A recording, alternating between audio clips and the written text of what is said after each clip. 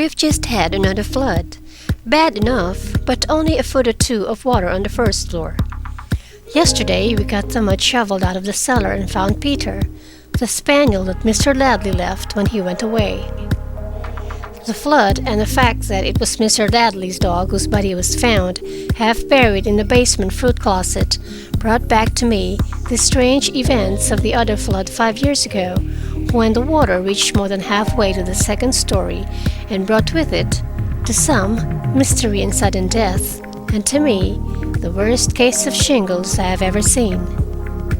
My name is Pittman in this narrative. It is not really Pittman, but that does well enough. I belong to an old Pittsburgh family.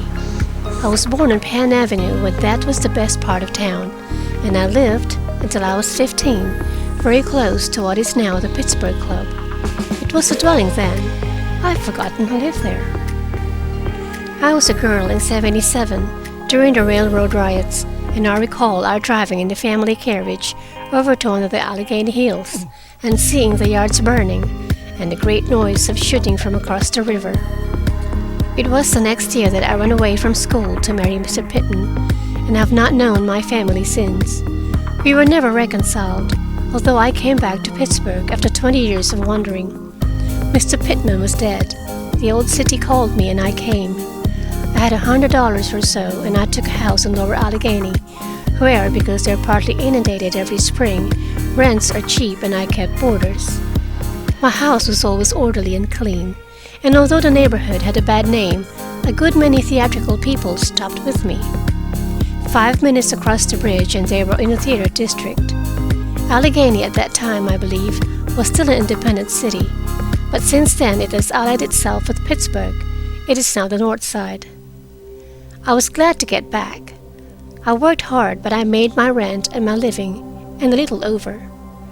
Now and then, on summer evenings, I went to one of the parks and sitting on a bench, watched the children playing around, and looked at my sister's house, closed for the summer.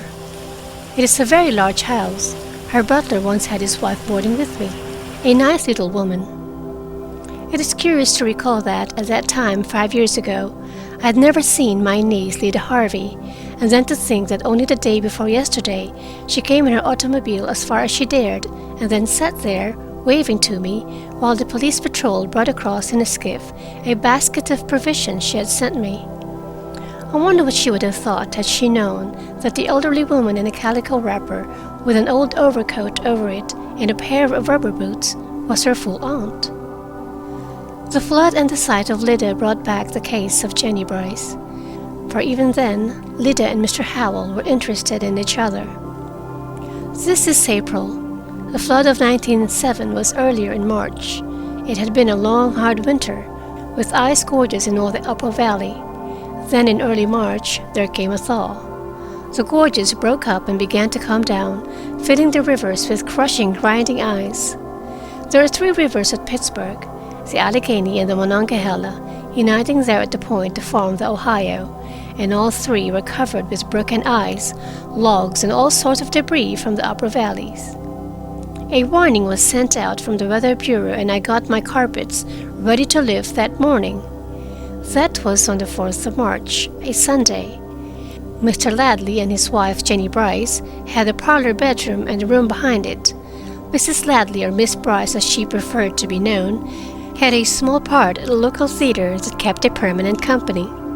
Her husband was in that business too, but he had nothing to do. It was the wife who paid the bills, and a lot of quarreling they did about it. I knocked at the door at 10 o'clock, and Mr. Ladley opened it. He was a short man, rather stout and getting bald, and he always had a cigarette. Even yet, the parlor carpet smells of them. "What do you want?" he asked sharply, holding the door open about an inch. "The water's coming up very fast, Mr. Ladley," I said. "It's up to the swinging shelf in the cellar now. I'll have to take up the carpet and move the piano." "Come back in an hour or so," he snapped, and tried to close the door. But I'd got my toe in the crack. "I'll have to have the piano moved, Mr. Ladley," I said. "You better put off what you're doing." I thought he was probably writing. He spent most of the day writing, using the washstand as a desk, and it kept me busy with oxalic acid, taking ink spots out of the splasher and the towels.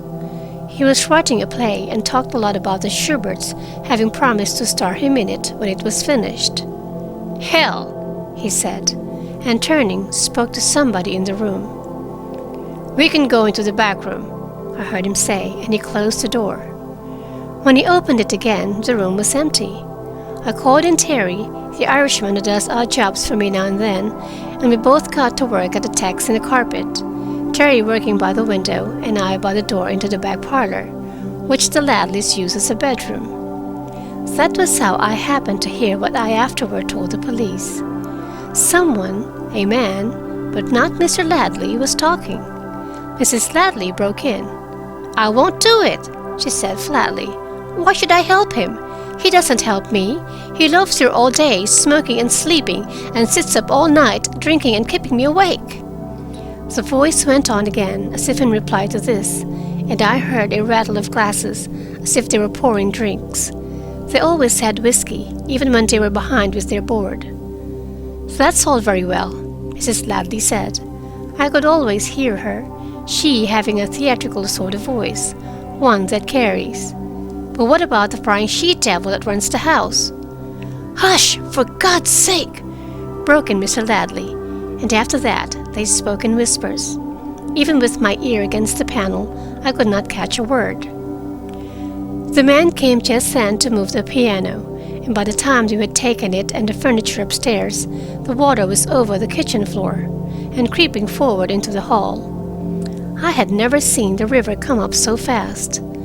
By noon, the yard was full of floating ice, and at 3 that afternoon, the police skiff was on the front street, and I was waiting around in rubber boots, taking the pictures off the walls. I was too busy to see who the Ladleys' visitor was, and he had gone when I remembered him again. The Ladleys took the second-story front, which was empty, and Mr. Reynolds, who was in the silk department in a store across the river, had the room just behind. I put up a coal stove in the back room next to the bathroom and managed to cook the dinner there. I was washing up the dishes when Mr. Reynolds came in. As it was Sunday, he was in his slippers and he had the colored supplement of a morning paper in his hand. "What's the matter with the Ladleys?" he asked. "I can't read for the quarreling." "Booze, probably," I said. "When you've lived in the flood district as long as I have, Mr. Reynolds, you know that the rising of the river is a signal for every man in the vicinity to stop work and get full. The fuller the river, the fuller the male population." "Then this flood will likely make them drink themselves to death," he said. "It's a Lulu." "It's the neighborhood's annual debauch. The women are busy keeping the babies from getting drowned in the cellars, or they'd get full too. I hope since it's come this far, it will come further, so the landlord will have to paper the parlor." That was at 3 o'clock.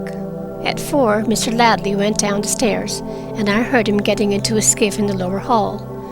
There were boats going back and forth all the time, carrying crowds of curious people, and taking the flood sufferers to the corner grocery, where they were lowering groceries in a basket on a rope from an upper window.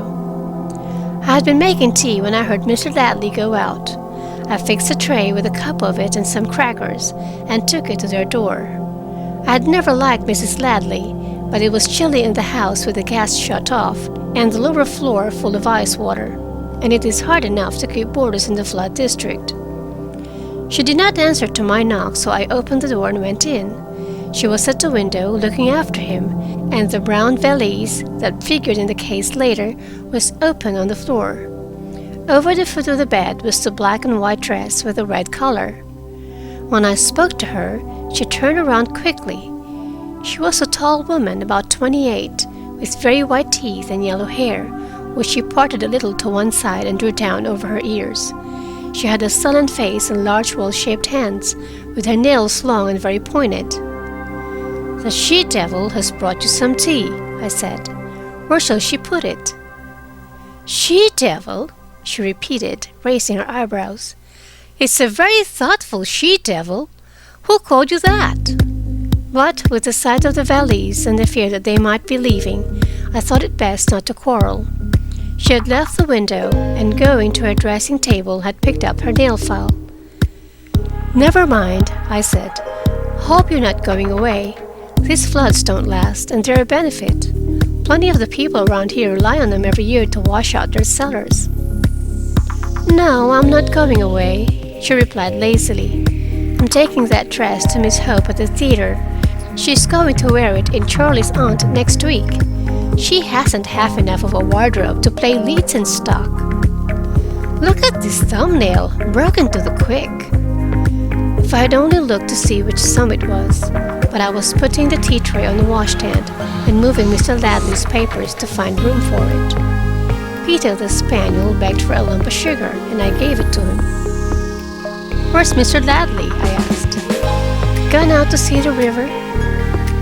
"I hope he'll be careful. There's a drowning or two every year in these floods." "Then I hope he won't," she said calmly.